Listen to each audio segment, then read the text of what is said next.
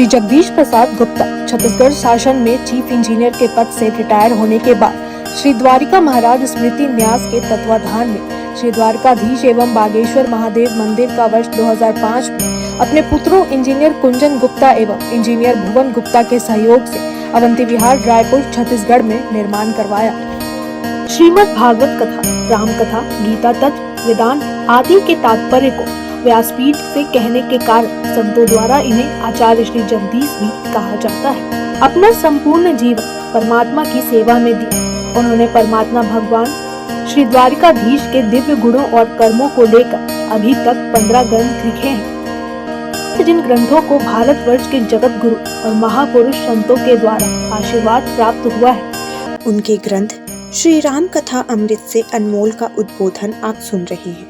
उनके इस ग्रंथ में 7 विचार हैं। उनमें से चतुर्थ विचार भरत चरित्र का उद्बोधन सुन रहे हैं आप। वैसे ही कोटि कपट की वृत्तियां ऐसे प्रबलवती हो जाती हैं कि इन्हें से कपट प्रबोध, कपट करके समझाया इस अनेक प्रकार से, क्योंकि किसी साधारण महिला को समझाने नहीं जा रही है, वो राज रानी कैकेयी को, और वो राज रानी कैकेयी जिसको महाराज बहुत अधिक चाहते हैं।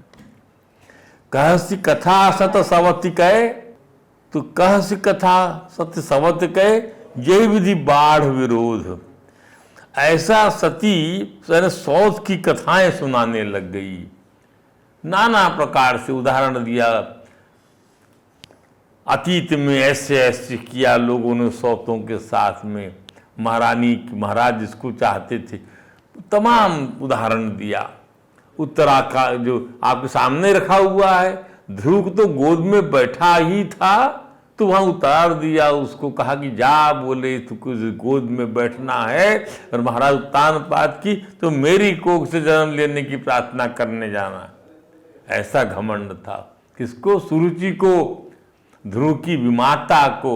और सुनीति कहती है कि महाराज तो मुझे जो है दासी से बदतर चाहती। ये बात वाल्मीकि रामायण में कौशल्या जी के बारे में आई हुई है। तो ये सब भय दिखाती है। मैंने ये भय, ये जो अब सरस्वती जी से प्रेत बुद्धि वाली बनकर वह भय का वातावरण उसके अंतःकरण में आशंका कुशंका डाल दी जाए। अरे ऐसे करोगे तो ऐसा हो जाएगा, इससे मिलोगे तो वैसा हो जाएगा।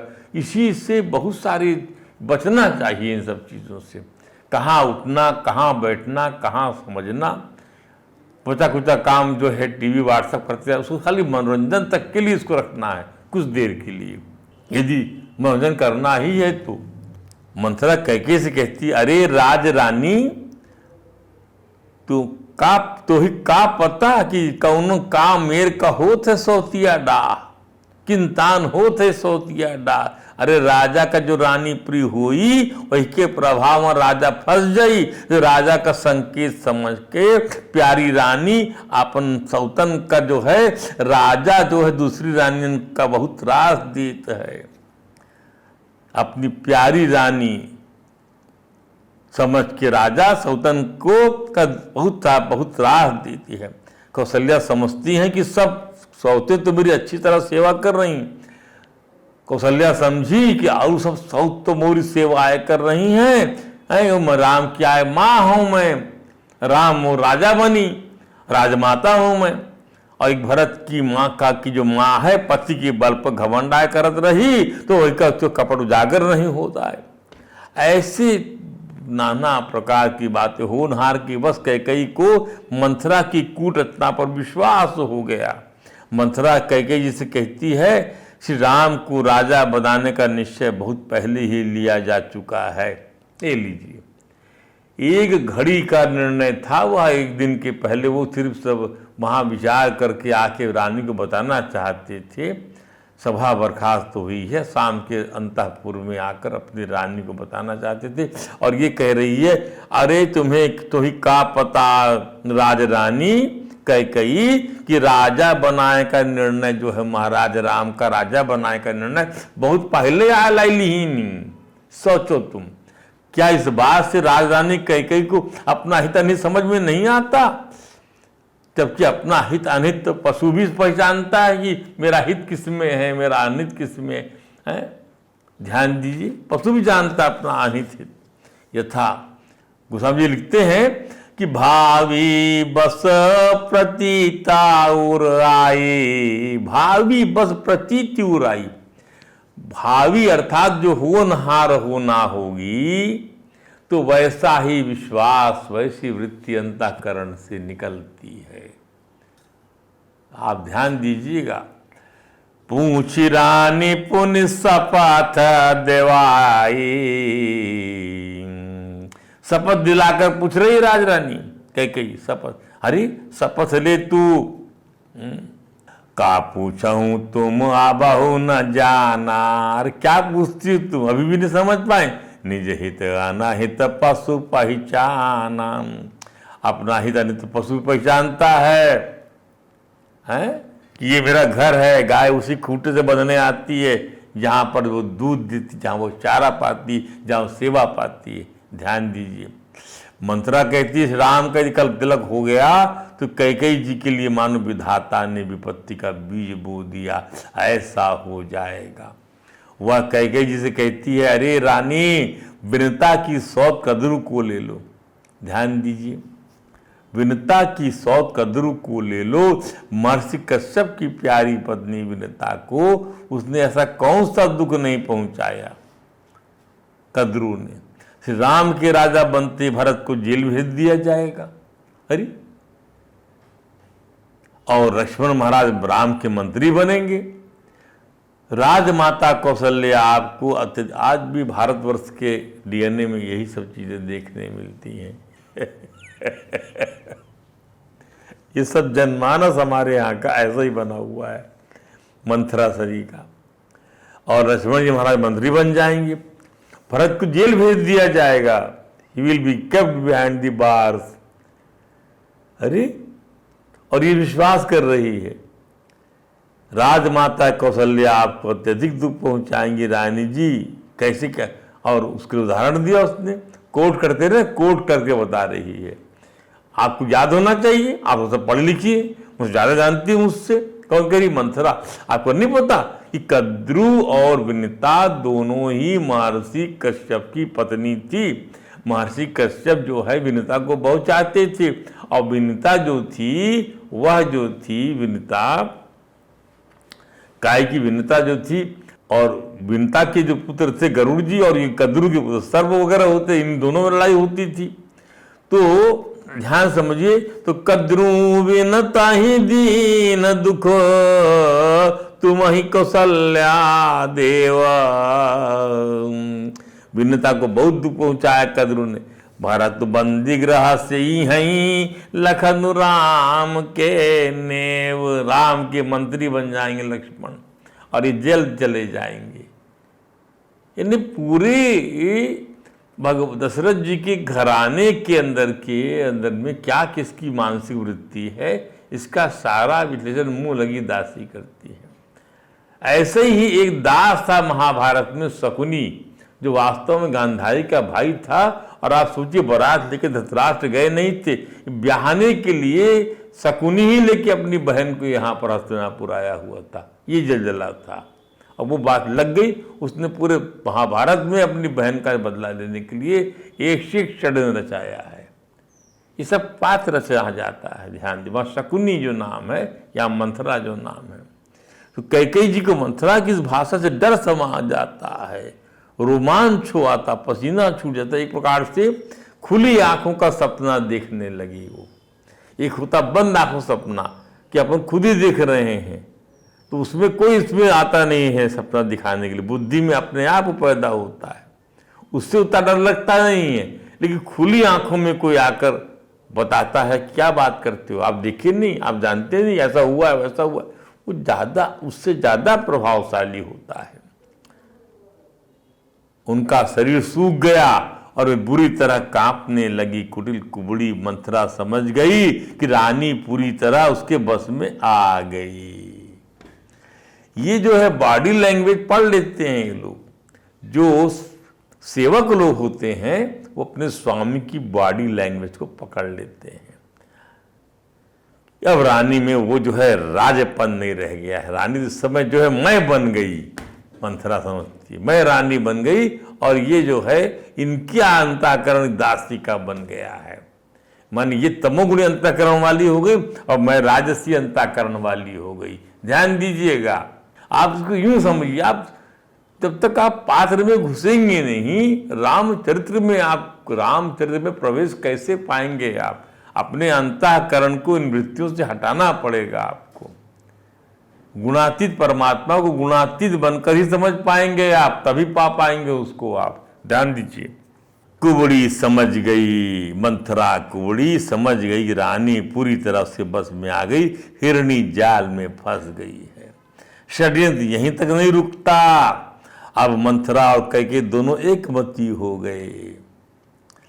अपराध और षड्यंत्र का घटनाक्रम इसी प्रकार परिणाम में आता है, अंजाम पाता है। एक अल्पमती सुमति को, एक अल्पमती वाला प्राणी एक सुमति रखने वाले प्राणी को भ्रष्ट कर देता है। विद्यार्थी के जीवन में ये होता है, एक अच्छा जो बैक बेंचर होता है फ्रंट बेंचर को डोमिनेट करता है। बाद भ्रष्ट सुमति भी मंदमती बन जाती है, उसको मजा आने लग जाता है। अपराध और षड्यंत्र के लिए हमेशा कम से कम दो लोगों की संलिप्तता तो होती ही है। कैकेयी जी की मति की अधोगति ऐसी हो जाती है कि रानी की दासी रानी की सखी बन जाती है। रानी की दासी रानी की सखी बन जाती है। जो दासी है वो सखी बन गई, साथ में बैठने लायक बन गई। जो फर्श में बैठती थी वह आसन में बैठने लग गई। अब मंथरा की सहेली बनी रानी, रानी नहीं, बुद्धिमती नहीं, अलमती बन जाती है। और मंथरा से रानी कैकेयी कहती है, अब ये अंतःकरण समर्पण कर दिया। अंतःकरण तमोगुणी होकर जो है मंथरा के साथ समर्पण। वहां बुद्धि, अब बुद्धि वहां पर रही च नहीं गई। क्या कहती है कैकेयी जी कि परं कूपतु वचना परा सकऊं पूत पति त्याग। परं कूपतु वचन परा सकऊं पूत पति त्याग। कहसी मोर दुख देखी बड़ा कस न करब हित लागी। आहा, क्या बात है। परौ कुपतु वचन पर सकऊं पूत पति त्याग। अरे सारे पुत्र और पति को त्याग दूंगी मैं। मेरा दुख कहसी मोर दुख देखी बड़, मेरा बड़ा दुख देखकर कस न करब। मेरे हित का काम तू कैसे नहीं करेगी? तू निश्चित रूप से मेरे हित की बात ही कर रही है। परौ कुपतु वचन पर, अरे तेरे वचन पर तो कुएं में कूद जाऊंगी, बताना कैसे मेरा दुख दूर होगा। तू मेरा बड़ा भारी दुख कहती है तो भला मैं उसे अपने हित के लिए क्यों ना करूंगी? मैं तेरे कहने से कुएं में भी गिर जाऊंगी। मंदमती मंथरा जो है षड्यंत्र, ये कौन कह रहा? कैकेयी जी, मैं गिर जाई हूं कुआं मां, पुत्र और पति का मैं छोड़ दी हूं, भला मैं उसे अपने लिए हित के लिए क्यों ना करूंगी? काहे न मैं करी हूं? तो मुही बता तो सही का करेंगे पड़ी मुही, ताकि दुख दूर हो जाए। फिर क्या था? मंदमती मंथरा षड्यंत्र की संचालिका बन गई। मंदमती मंथरा षड्यंत्र की डायरेक्टर बन गई, और ये जो है निर्देशिका बन गई, और ये पात्र एक्टर बन गई। कैकेयी जी जैसा नचाता था डायरेक्टर वैसा ये करने लग गई। मंथरा कैकेयी जी को याद दिलाती है कि महाराज दशरथ ने उन्हें 2 वरदान देने की प्रतिज्ञा की। अब ये दशरथ ये याद दिला रही, उसकी बुद्धि जो है भूलिएगा नहीं, सरस्वती जी के द्वारा वह बुद्धि तर्कना उनकी कोश में तर्क भर दिए गए। याद दिला, उन्होंने कहा कि आपको 2 वरदान दिया था इन्होंने, वरदान में फंसेंगे महाराज। वरदान मंथरा कैकेयी को सिखाती है कि महाराज से पहले वरदान के रूप में जो 2 वरदान ने प्रतिज्ञा किया था, महारानी आपको याद होना चाहिए, जब देवासुर संग्राम में महाराज के रथ का पहिया निकल रहा था तो आपने अपनी उंगली लगाकर वहां पर उनके रथ की पहिए का जो नैल पड़ता है उसको वहां बचाया था आपने। परंतु ध्यान रहे, वरदान मांगने के पहले आप जो है पहले वरदान के रूप में राम को वनवास मांग लेना, और अपने पुत्र भरत के लिए राज सिंहासन। राम वनवास जाए और भरत को राजगद्दी मिले। परंतु ध्यान रहे, वरदान मांगने के पहले महाराज दशरथ को श्री राम की सौगंध दिला देना। ये भी सिखाया जा रहा है कि जो कुछ कहूँगी सत्य कहूँगी, सत्य के सिवा कुछ भी नहीं कहूँगी। मन गीता पे राम पर की कथा की सौगंध दिलवा देना। राम की सौगंध दिलाने के बाद भी अपने मन की बात कहना, पहले नहीं। गोस्वामी जी कहते हैं कि भूपति राम शपथ जब करई, तब मांगे जेहि बचन न टरई। राम की शपथ लेने के बाद फिर वचन से मुख फिर नहीं पाएंगे वो। होय काजू आजू निस्सिबा बीते, बचन मोर प्रिय मानहु जीते। होय काजू आज निस बीते।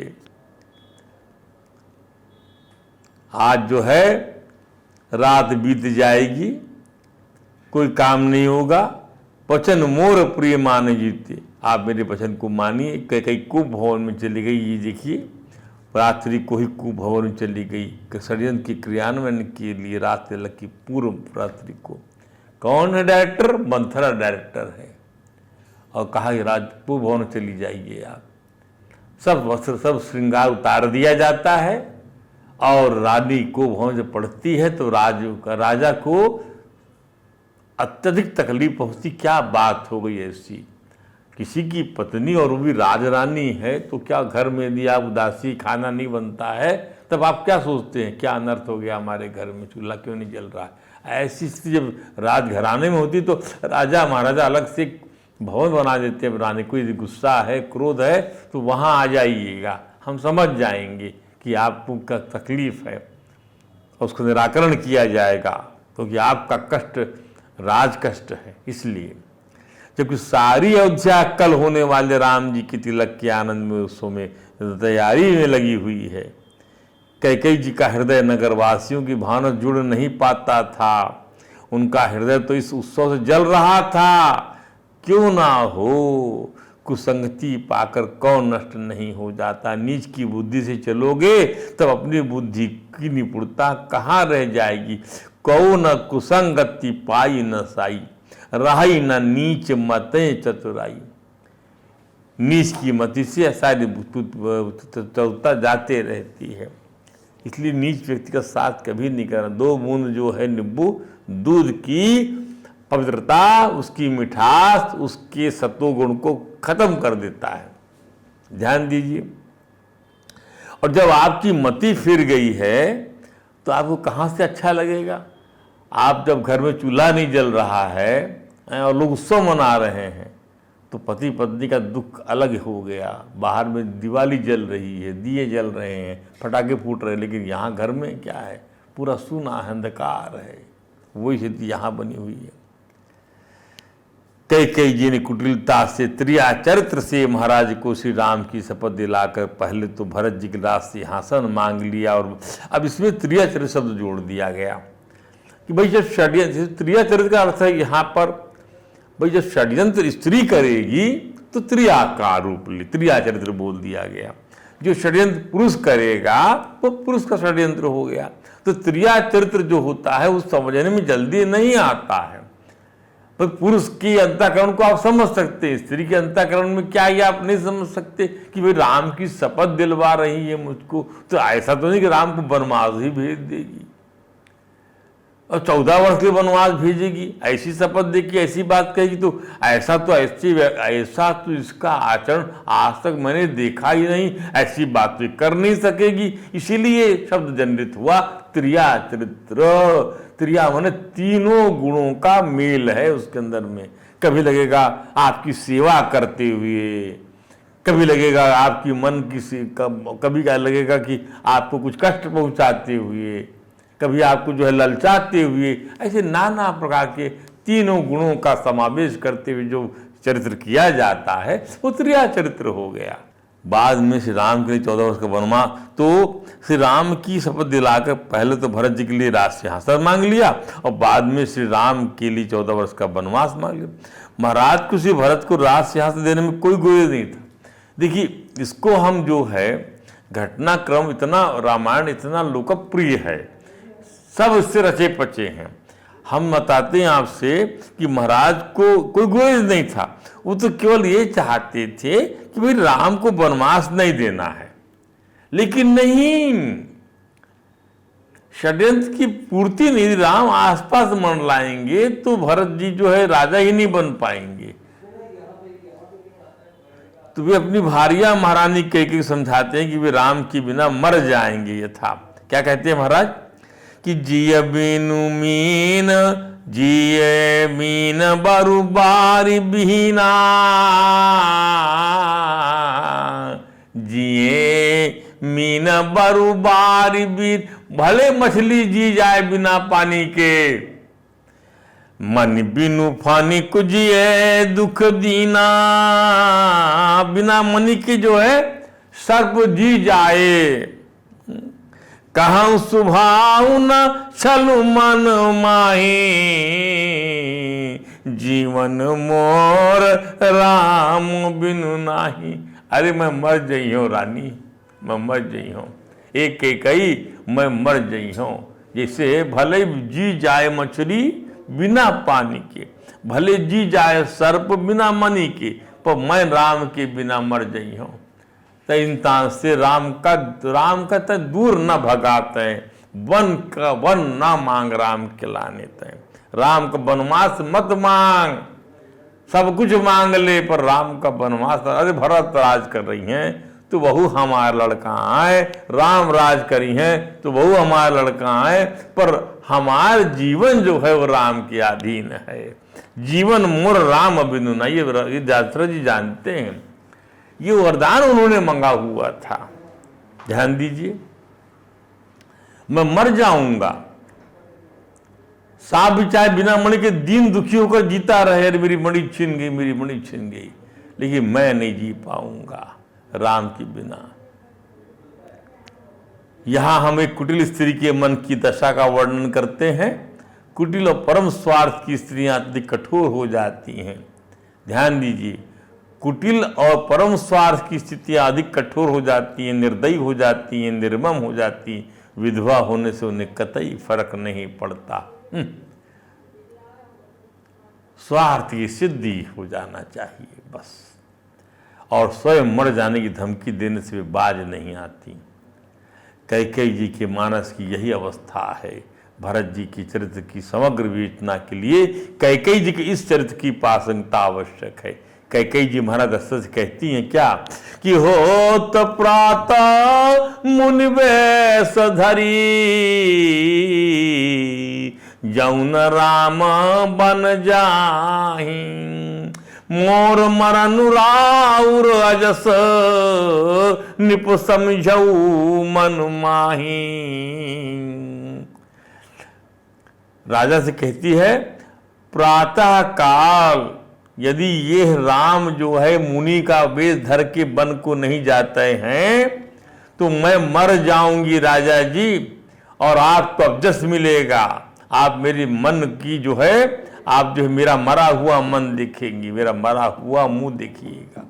मोर मरन राउर अजस, आपको अबजस मिलेगा, और मोर मरा हुआ तब मुंह दिखी हो तुम, और तुम्हें जो है अबजस मिली, तुम्हें अपकीर्ति मिली, जगह तुम्हार निंदा हुई, तुम्हारा राजरानी मर आई गई, तुम उसकी इच्छा की पूर्ति नहीं कर सके हो तुम, अब वचन देने के बाद, राम की कसम खाने के बाद। समझिए इस बात को।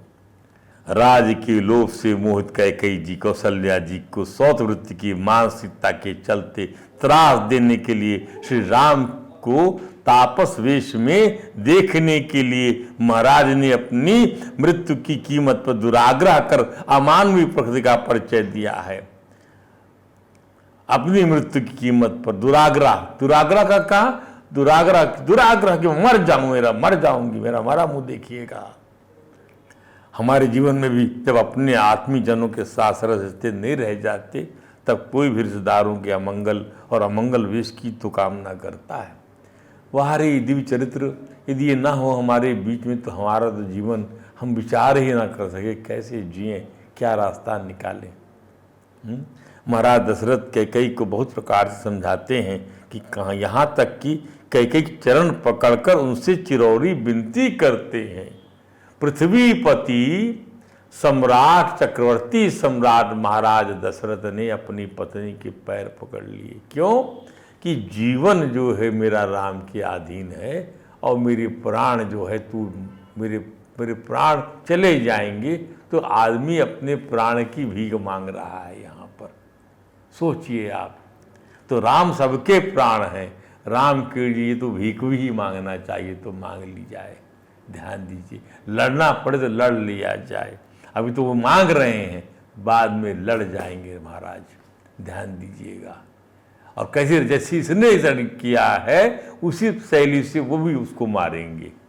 आप देखिएगा इस चीज का जवाब कैसे देते हैं वो। वह श्री राम को वनवास भेजी, जिद मत कर रानी, इसके बदले महाराज के प्राण मांग ले। परंतु जब कैकेयी जी नहीं मानती तो महाराज समझ जाते हैं कि उनकी पत्नी के रूप में उनकी मौत ही नाच रही है। कई बार ऐसा भी होता है, पत्नी के रूप में मौत नाच रही है। महाराज यह भी कहते हैं कि हे कैकेयी, भरत तो भूल कर भी राजपद नहीं चाहते, राजा बनना ही नहीं चाहते थे। होनहार बस तेरे ही जी में कुमति आवसी है, चाहत न भरत भूपत ही मुख भोरे। चाहते नहीं है। इसके पश्चात राजमहल का वह कक्ष महाराज और महारानी के बीच की कैसी कलह का साक्षी बन जाता है, जिसमें पानी गृहीता भार्या षड्यंत्र में भागीदार बनकर राजमाता बनने के लोभ में दाम्पत्य की सारी मर्यादाओं को भुला डालती है। ध्यान दीजिए, भागवत कहती है, क्या कहती है भागवत? इसका विश्लेषण करने के लिए इन वेदांत ग्रंथों का सहारा लिया जाता है। इन पात्रों का विश्लेषण साधारण बुद्धि नहीं कर सकती, हमारी बुद्धि भी नहीं कर सकती, इसलिए हमको भागवत जी का सहारा लेना पड़ता है। क्या कहती भागवत?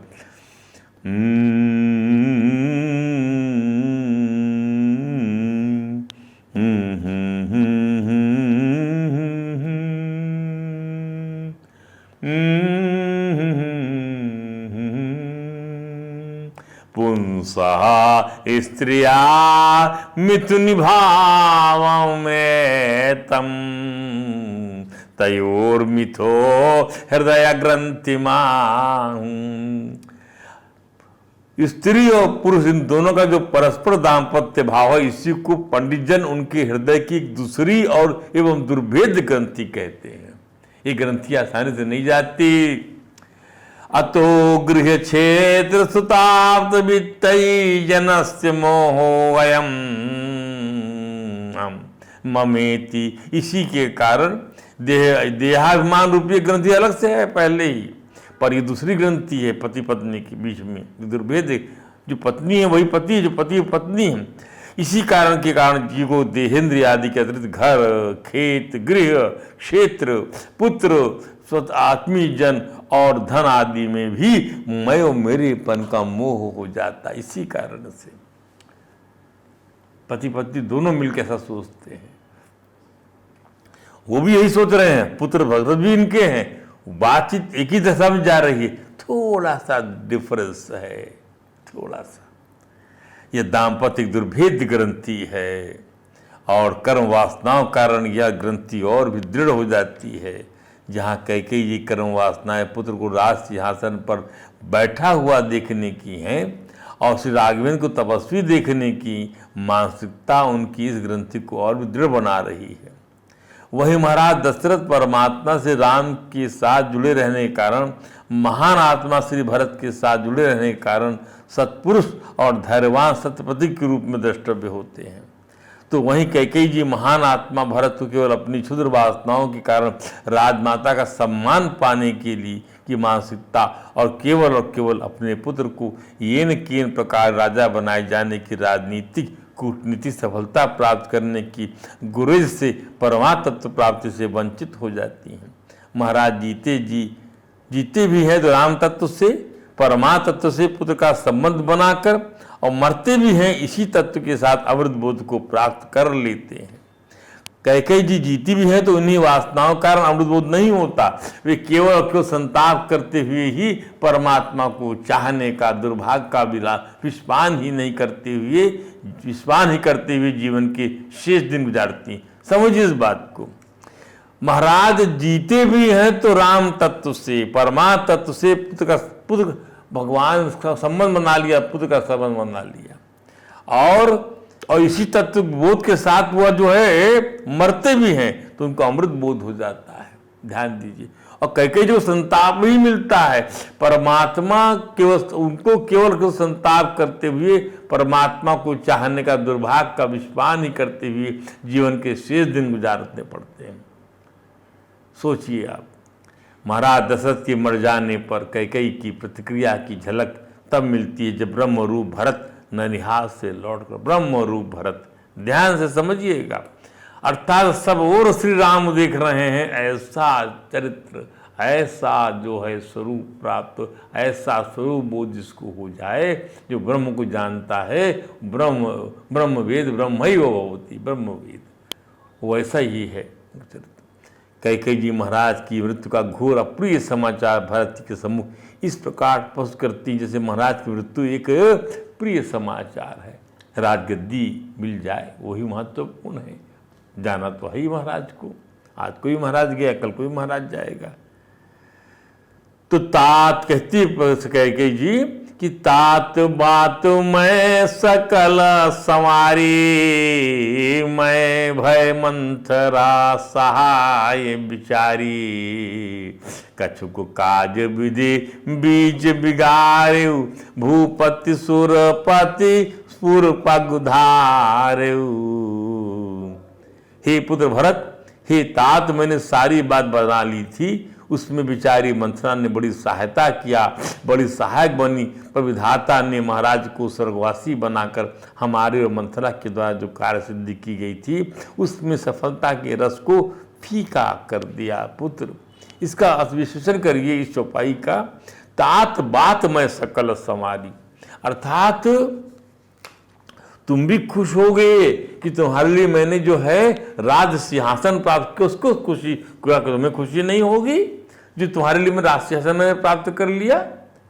और इस इतने बड़े काम के लिए, ये बहुत बड़ा टास्क था पुत्र, इसके लिए मंथरा की बड़ी सहायता किया। मंथरा ने, इनका जो सोचने का तरीका जो है यहाँ पे देखिए आप, मैंने राज गद्दी प्राप्त करना जो है ने भरत जी के लिए, भरत जी भी ऐसे ही सोचते हैं, ऐसा ही समझ रही है। हर व्यक्ति संसार में सांसारिक भोग ही तो ना चाहता होगा, ऐसी समझ है इन लोगों, क्योंकि इनकी समझ ही वैसी बनी हुई है कि इससे बढ़कर कुछ है ही नहीं, राज सिंहासन बढ़कर कुछ है ही नहीं।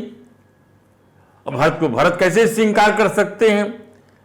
अब थोड़ी सी बात, कुछ राजा की मृत्यु हो गई, कुछ का हमारा ये आनंद बिगड़ गया, अन्यथा जो वो डिक्लेरेशन तो भरी सभा में हो ही जाता, और वो इसी बीच में आप बैठ जाते गद्दी में, लेकिन पिता की मृत्यु हो गई, पहले तुम वो काम करना है। अरे वाह, अरे वाह, इस प्रकार से उस घटनाक्रम को इस प्रकार से रख दिया जैसे भरत का अपना कोई मत ही ना हो वहाँ पर। इसको कहते हैं कि आप किसी पुत्र, यदि आपका ब्रह्म प्रज्ञ है, परमात्मा के चरणों में लगा हुआ है, तो आप कम से कम ये तो आपको विश्लेषण करना ही पड़ेगा। किसी के लिए आप कुछ चाहते हो और यदि वो परमात्मा को चाहता है तो ये बात तो आप टटोल के देखिए, कम से कम ये संसार की तरफ इसकी वृत्ति है या परमात्मा की तरफ इसकी वृत्ति, यहीं पर जो है वह कैकेयी जी आकलन नहीं कर पाई, और उसका उनको इतनी प्रताड़ना दिया है पुत्र ने अपनी माँ को कि आपको आगे चीज सुनने मिलेगी। इसका अर्थ और क्या है कि अपने प्रिय पुत्र को राज सिंहासन पर बैठे देखने की कैकेयी जी की लालसा को राजाज्ञा प्राप्त हो चुकी थी, और इस उत्सव का आनंद लेने के बीच में ही महाराज का प्राण निकल गया। उत्सव मनाए जाने के पहले ही विधि ने उस कामना को ध्वस्त कर दिया। पिताजी की मृत्यु पर भरत जी विलाप करने लगे, छाती पीटने लगे। भरत जी प्रतिभा लौटते पोटते बहुत देर तक रोते रहे। भाई पिता का आप कितनी बड़ी भी सफलता मिल जाए, आपको कितना बड़ा का भी आपको फल मिल जाए, पर पिता की मौत के बाद में सुनने के बाद उसका आनंद तो आप मना ही नहीं सकते। माँ केकन उठाती भरत जो किस योग्य नहीं की धरती पर लौटे, उन्हें राजा का संबोधन कर देती, कहती है।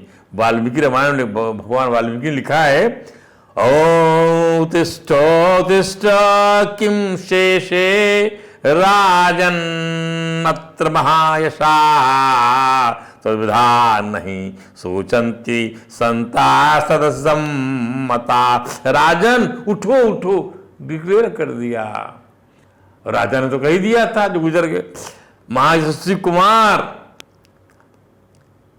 तो द्विधा नहीं सोचंती संत, तुम इस तरह यहां धरती पर क्यों पड़े हो? तुम्हारे जैसे स्वभाव में सम्मानित होने वाले सत्पुरुष शोक नहीं किया करते हैं।